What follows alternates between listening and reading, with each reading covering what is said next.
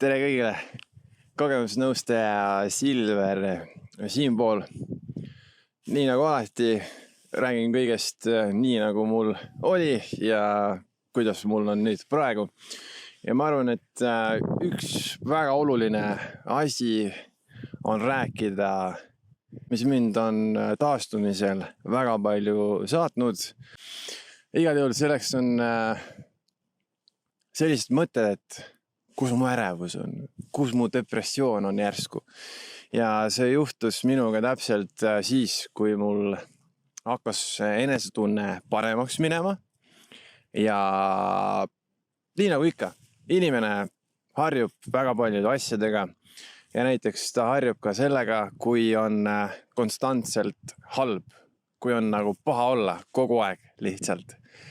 Ja minu puhul oligi see, et mul oli kogu aeg selline monitooring, et okei, kas mu kehas on kõik hästi või kas mul on kuskil mingi indikatsioon, et mul hakkab näiteks tulema ärevushoog või paanikahoog või et kas endiselt on valgus intensiivne või on nagu kuidagi paremaks läinud või et kas need helid, mis minu ümbritsevast keskkonnast tulevad, et kas need on nagu okeid või need on liiga valjud või need on liiga vaiksed.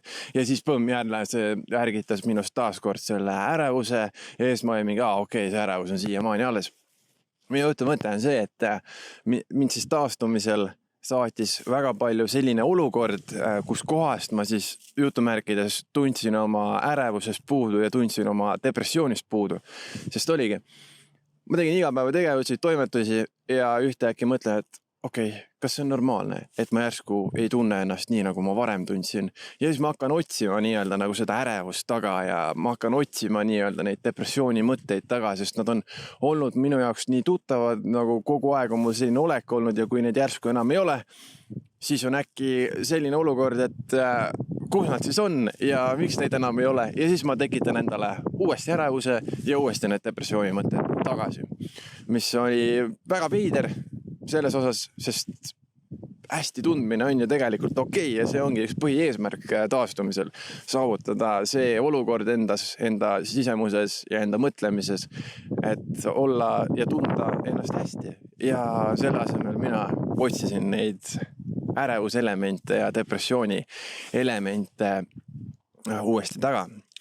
Aga mis mind aitas, oligi see järjepidevus tegelikult ja selline konstantne distsipliini hoidmine lihtsalt. Et jah, see oli küll häiriv mõnes mõttes, et kogu aeg otsida uuesti oma ärevust taga, kui seda ärevust enam ei olnud või oli vähem, samamoodi ka depressiooniga.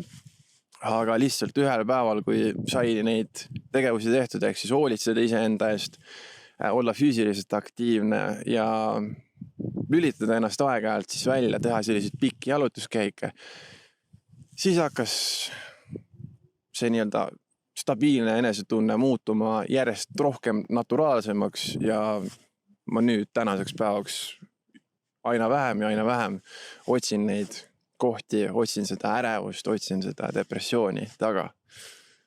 Kohtume järgmises videos. Ciao!